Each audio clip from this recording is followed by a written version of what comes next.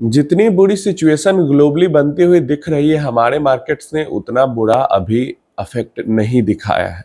हमारे मार्केट पे उतनी बुरी गिरावट का इफेक्ट नहीं आया है।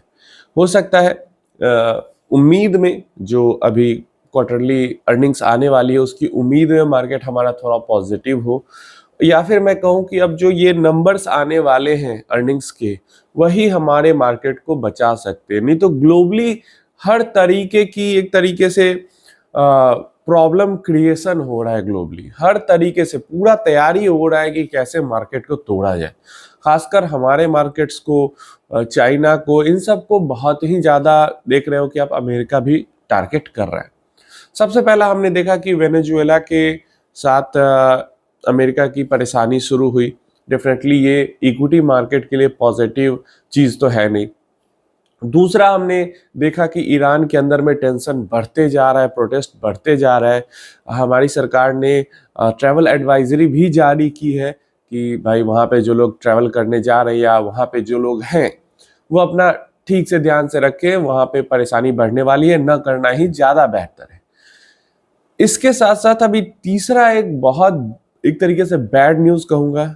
क्यों बैड न्यूज़ मैं इसको कह रहा हूँ, बहुत बुरी बैड न्यूज़ इसलिए कह रहा हूँ क्योंकि मैं पर्सनली यहाँ पे उम्मीद लगा के बैठा हूँ कि अब ट्रेड डील को लेकर अपडेट आए, अब ट्रेड डील को लेकर अपडेट आए, अब ट्रेड डील को लेकर अपडेट आए। और अपडेट आ भी जाती है कि बातचीत हो चुकी है, सब कुछ हो चुका है, बस साइन करना बाकी है, सारे पॉइंट्स क्लियर हो चुके हैं, सारे जो डिफरेंसेस थे वो क्लियर हो चुके हैं।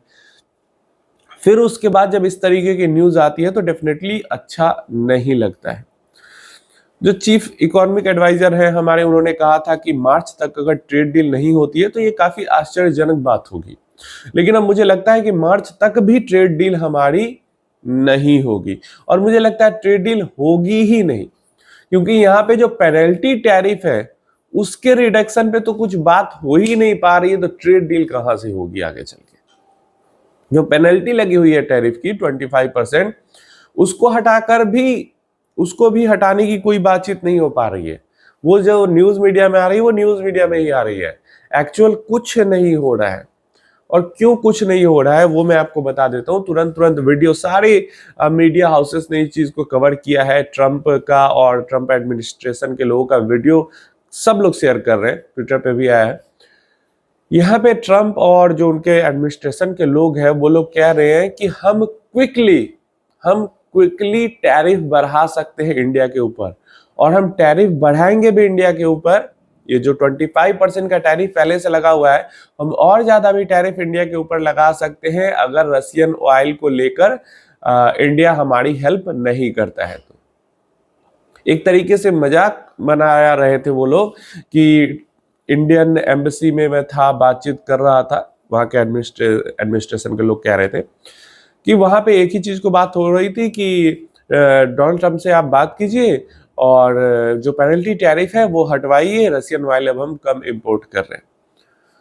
ट्रंप उधर से अलग कह रहे हैं कि मोदी ग्रेट लीडर, और मोदी को पता था कि मैं नाखुश हूँ उससे और इसलिए मोदी खुश करना चाहता है।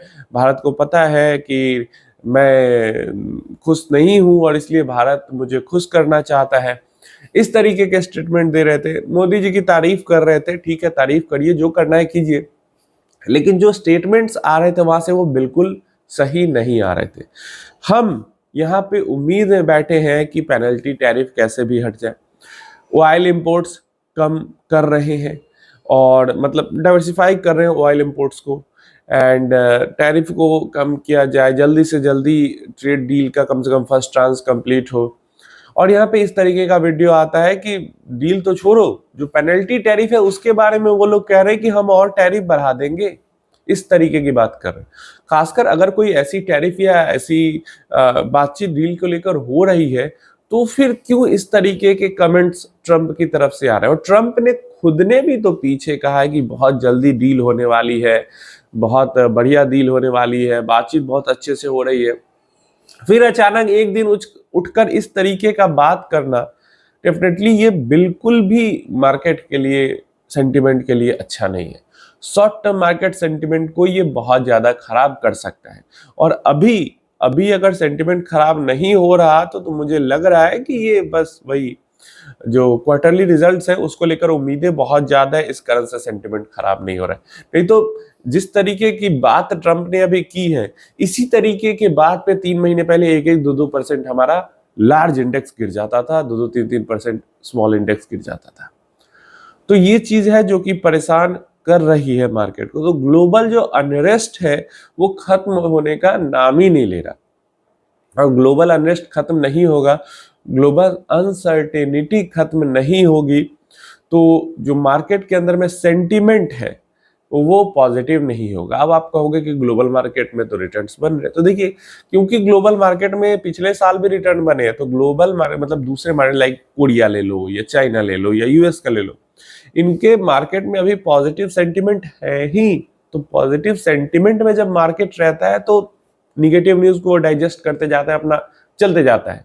और जब निगेटिव सेंटीमेंट में बेयर मार्केट में रहता है बाजार, तो वहां पे पॉजिटिव न्यूज को भी डाइजेस्ट कर जाता है और निगेटिव न्यूज पे बहुत ज्यादा ओवर रिएक्शन हमें देखने को मिलता है। तो क्योंकि हमारा मार्केट परेशान है और वैसे में परेशानी वाली खबर और आती है, और खासकर इंडिया स्पेसिफिक परेशानी वाली खबर आती है, तो जो मार्केट ऊपर जा भी सकता था वो मार्केट भी रुक जाता है। तो ये परेशानी है। और ट्रंप फिर से, और एक तरीके से देखो कितना ज्यादा टारगेट किया जा रहा है इंडिया को। अभी वेनेजुएला का के ऑयल रिजर्व्स को ट्रंप एडमिनिस्ट्रेशन ने, या मैं कहूँ अमेरिका ने हथिया लिया है। इंडिया वेनेजुएला के ऑयल का थर्ड लार्जेस्ट बायर है, और वेनेजुएला के पास काफी ज्यादा ऑयल है। और अमेरिका बातें करता है कि ड्रग्स को लेकर ये चीज हुई है, लेकिन ड्रग्स को लेकर ये चीज हुई नहीं है। असल में ये चीज ऑयल रिजर्व्स को लेकर ही हुई है। अमेरिका के पास भी ऑयल है, लेकिन लो डेंसिटी ऑयल है, और वेनेजुएला के पास जो ऑयल है वो हाई डेंसिटी ऑयल है। और हाई डेंसिटी ऑयल बहुत ज्यादा कंट्रीज के पास है नहीं, और खासकर इतना बड़ा रिजर्व।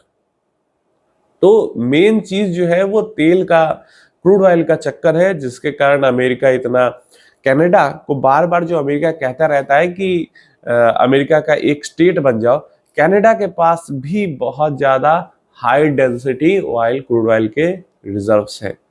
तो ये ग्लोबल लेवल पे अलग ही खेल चल रहा है, ग्लोबल लेवल पे अलग ही पॉलिटिक्स चल रहा है, एंड बहुत ज्यादा टारगेट किया जा रहा है इंडिया को, अमेरिका को, इंडिया को और चाइना को। चाइना स्ट्रांग है इकोनॉमिक तौर पे देखें तो इंडिया के मुकाबले में काफी स्ट्रांग है, और ये कहने में कोई गलत बात नहीं है भाई, स्ट्रांग है इकोनॉमिकली तो स्ट्रांग है, तभी तो वो लड़ पाता है अमेरिका के साथ। हमारे साथ थोड़ी सी अभी उस टाइप की प्रॉब्लम है कि हम डायरेक्टली नहीं इकोनॉमिक वॉर में भी अमेरिका के साथ जा सकते हैं। तो ये परेशानी है और इसका भरपूर फायदा अमेरिका उठा रहा है। देखते हैं आगे ये कैसे प्ले आउट होता है, बट अभी के लिए तो जिस तरीके की स्टेटमेंट आई है, पेनल्टी टैरिफ भी हटना बहुत ज्यादा मुश्किल लग रहा है, और ट्रेड डील की तो संभावना बिल्कुल न के बराबर अभी दिख रही है। आगे कुछ डेवलपमेंट होती है तो डेफिनेटली मैं आपको अपडेट उसके बारे में करूंगा। ये मत सोचना कि कोई भलाई का काम ट्रंप कर रहा है वेनेजुएला को पे अटैक करके, या वहां का जो प्रेसिडेंट, नहीं, कुछ ड्रग व्रग का चक्कर नहीं है, वो सब क्रूड ऑयल का चक्कर है, सब क्रूड ऑयल का चक्कर है। आप अपनी राय इसके बारे में नीचे कमेंट बॉक्स में जरूर देना, आपको क्या लगता है इन सारी चीजों के बारे में।